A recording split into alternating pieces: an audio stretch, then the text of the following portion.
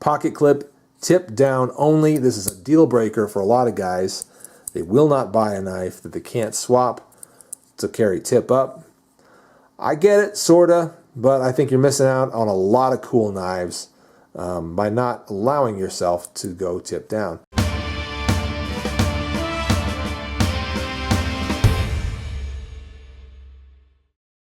Hello my friends, it's a late Boy Scout with my review of the CRKT Endorser folding knife, a great EDC with some problems. And I'm going to cover those, but I'm also going to talk about the things I really like about this knife, going to cover all of that.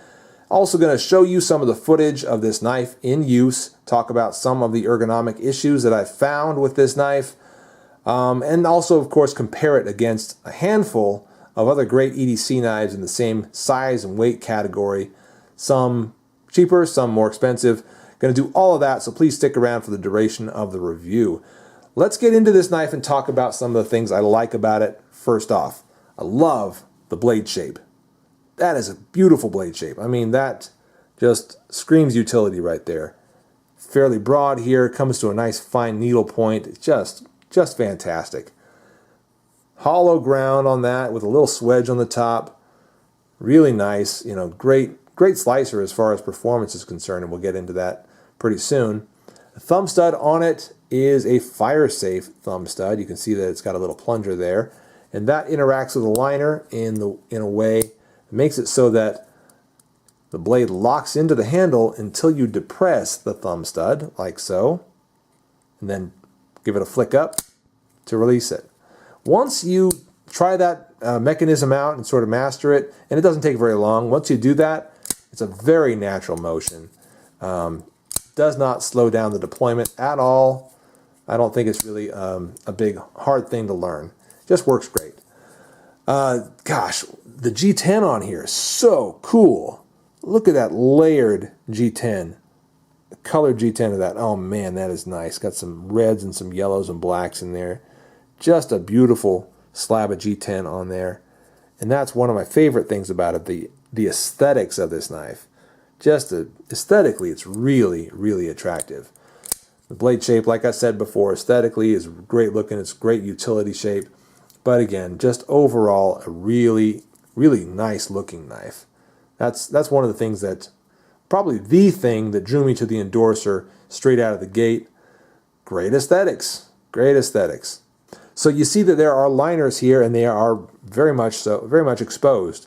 The G10 does not completely cover them, neither here at the bottom nor all the way around here. So you're feeling that liner pretty much in all the cutting you do with this knife. Then up here as well, okay, the G10 sort of sinks down while the liner comes up, making it so that as you press your thumb up on there, all you feel is that liner, the jimping on top of that liner, which is quite sharp. Even with that coating on it, is fairly sharp, and your thumb digs in there and holds on tight. That's a good thing in a lot of ways, but it can be fatiguing. Pocket clip, tip down only. This is a deal breaker for a lot of guys. They will not buy a knife that they can't swap to carry tip up. I get it, sorta, but I think you're missing out on a lot of cool knives by not allowing yourself to go tip down. That said, this one is not very well executed, I have to say. It's a very deep tip down pocket clip with not a lot to grasp onto. Just not a lot to grab.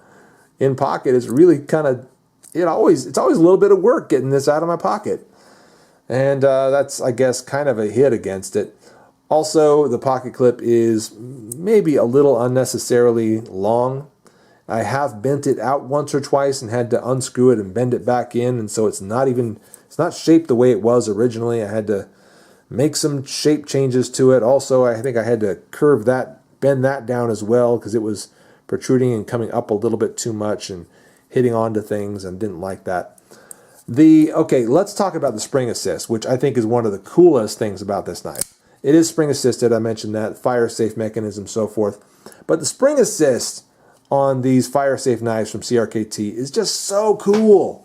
It's just such a cool mechanism, so simple, just, you know, extremely well executed, really elegant. what we've got here is just a little torsion bar, a little spring bar down in there, mounted and kind of held on to this area right here, this little back strap, which is steel if I'm not mistaken. Anyway, it's kind of mounted to that, and you can see that it kind of bends forward into that gap there. And as I bring the knife home, bring it back into the liner, this portion of it right here, okay, interacts with that spring at right about this point, okay, begins to interact with that spring and push back on it, and you can start to see that spring coming back up. You can see that moving, and until you close the knife, and then that spring kind of relaxes a little bit, but it's got pressure on that portion of the blade right there throughout the time that it's closed. And so that fire safe mechanism is really serving to keep the blade closed. It's somewhat, like I said, in a somewhat relaxed position, that spring, but I don't think it would stay closed without that fire safe mechanism. So these two things kind of work in conjunction. You need fire safe in order to have that spring, and that spring makes it so you need fire safe, if that made any sense. Anyway, very cool mechanisms, and I applaud CRKT for that for sure.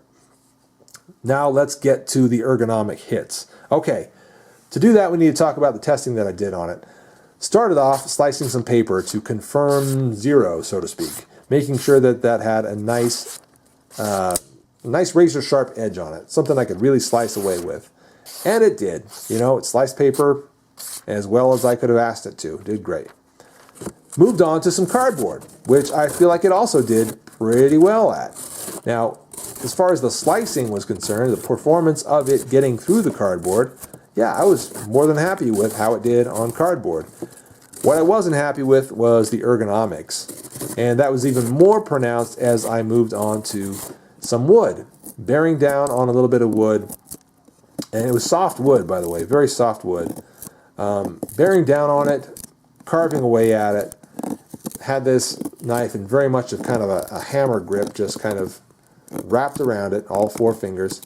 Bearing down on it like that, I noticed some big time ergonomic issues with this knife. The main one being this little curve right here at the bottom, where your pinky kind of sinks in, okay, right there. That spot right there, as your hand sort of, the web of your hand kind of becomes a fulcrum for this pivoting knife, as you're bearing down and the blade kind of pushes up like that against the material.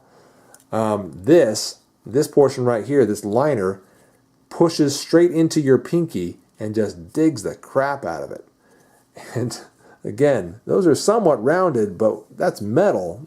Sheets of metal digging straight into your pinky, and it's not comfortable at all. So that was something I noticed in cardboard cutting and also in cutting that soft wood. Jimping also. The jimping also is very, very aggressive as you got around to doing that kind of cutting, that bearing down kind of cutting. While I was doing the cardboard and then moved on to the wood, I could feel that jimping pretty well. So again, ergonomic issues with this knife in any kind of hard use. Absolutely, those issues are there. Where when you stick to some pretty simple EDC tasks, it's going to do just fine. You know, not a lot of bearing down, not a lot of hard cutting. Man, you're going to love this knife. Let's compare it now to a handful of other great EDC knives, very much in the size and weight category. So there is the Endorser. Let's first compare it, actually, to the Moxie, the CRKT Moxie, one that is clearly designed by Matthew Lurch as well. Got a very kind of brother and sister thing going on there. Cool knives, both cool knives, and right around the same price point, which is around like $45, something like that. So really cool knives for the price. Yeah, you can do better for the price, I think, but they kind of fit into this little sweet spot between the $35 range and like the $55 range. But anyway, cool knives, and yeah, either one of them is a good choice. Then also, how about the Spyderco Persistence, which again in the sort of 35-ish range, also a very cool knife. We could put in, how about the Benchmade Mini Grip Tillion, close in range, I'd say. Much better steel. That 154 CM just rocks knocks the socks off of this 8CR14 MOV, which is slightly better than 8CR13 MOV as I understand it. How about something like, how about the Kershaw Freefall? I think that's pretty close in size to either one of these two. Yeah, that's a pretty nice knife. Also Chinese-made 8CR13 MOV. Very affordable, in the 20-25 range, something like that. Really affordable knife. And good for the price, I think. The Kershaw Leak, one of my go-tos. Just love that knife. And that is the 14C28N steel. That sounds right. Anyway, I've kind of done like 4 reviews in a row, so excuse me. But yeah, excellent steel. Love it. Love that steel. And while we're here, might as well give you the Spyderco Delica in VG10. Anyway, there's a lot of great EDC knives, very much in the size weight range of the Endorser. How does the Endorser stack up to all those? Well, it's got some fantastic aesthetics, like I said before. Ergonomic issues for sure when it comes to harder cutting. If you keep it to the light stuff, man, you're going to love this knife. All right, guys, well, that is my review of the CRKT Endorser. I'm the Late Boy Scout, and thank you very much for watching. We'll see you later.